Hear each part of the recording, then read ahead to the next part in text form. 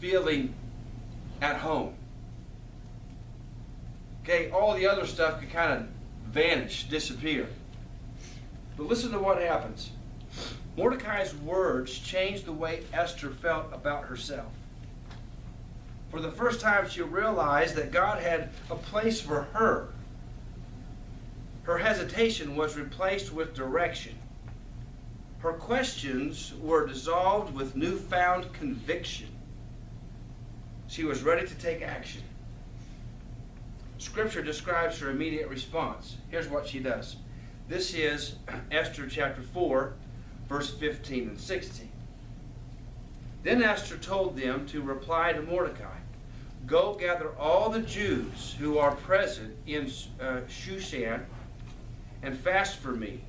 Neither eat nor drink for 3 days, night or day. My maids and I will fast likewise. And so I will go to the king, which is against the law. And if I perish, I perish." That's pretty bold. But she realized that God had a place for her. Here's a great phrase, is that sometimes we think to ourselves, it's not the right place. It's not the right time. Well, rather than looking for the right timing, because it's never going to be the right timing, whatever place we're in, maybe we ought to look at it in this manner. In the right place, don't look for the right timing, but in the right place, because where you are right now is the right place. In the right place, look for the most opportune time. Why am I here? What does he want me to do now? Esther's in that situation. Why am I here? I'm out of place. I shouldn't be eating like this, dressing like this, hanging out with royalty. What in the world is going on? And then she runs into Mordecai, and Mordecai says, "Hey, listen, you're in this place for a reason. Hey, our people are in trouble, and you could go to the king and appeal. You can make the appeal for us. You can go talk to him and say, hey, don't wipe us out, because you're one of us." She sits and she thinks about it and realizes, yes, God has placed me here for such a time as this. And she doesn't cower to the challenge. It says she steps up and is ready for action. She's ready to take action. Esther came to realize that her privileges were not just for her pleasure. She had been put in a place for a purpose. See, courage and initiative come when you understand your purpose in life. This is what Winston Churchill says. Winston Churchill says, "In every age there comes a time when a leader must come forward to meet the needs of the hour. Therefore, there is no potential leader who does not have an opportunity to make a positive difference in society. Tragically, there are times when a leader does not rise to that hour."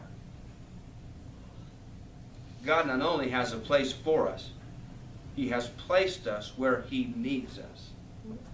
I want us to let that soak in just for a moment, because sometimes, maybe even on Sunday morning, you're thinking to yourself, why am I coming to this little bit teeny-weeny, itsy-bitsy church on a Sunday morning next to the Mesa Club, right around the corner from a beauty salon, and then next door to that is an acupuncture joint? Well, I'm telling you, if I don't encourage or challenge you on Sunday morning, there is a support group to one side of us, a place that can make you look a little better on the outside right next to us, and around the corner from us, somebody can poke something in your head or your back or your neck or your legs to make the pain go away, apparently. But you might be thinking, why am I here? Well, hey, listen, God has you here for a purpose. That's what it says. It's what we're reminded of. He has placed us where he needs us. He needs us here. He needs you here for a reason. What's that reason? Don't know yet. I don't know yet. And you don't know yet. And it's not that if I don't know, you don't know. We just don't know. But there is something that is still in my heart of hearts. I believe that God has got something in the works. I don't know what it is, but I do know that you're a part of it. If you choose to be a part of it, see?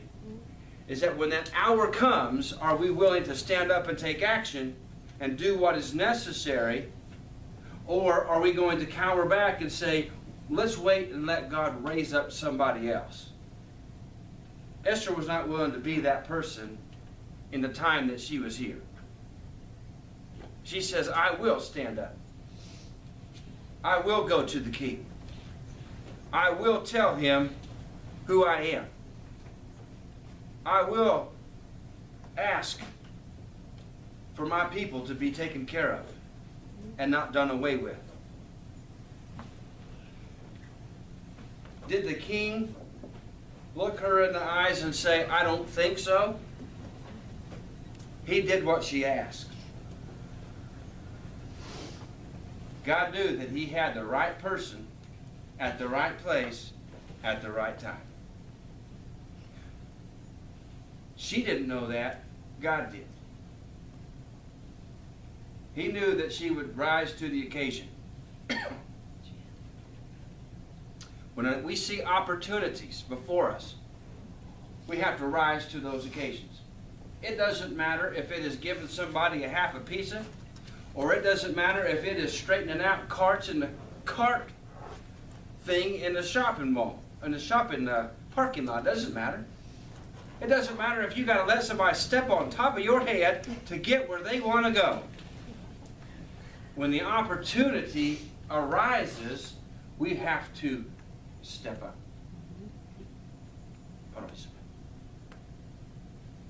The decision is ours as to whether we will do what we can where we are.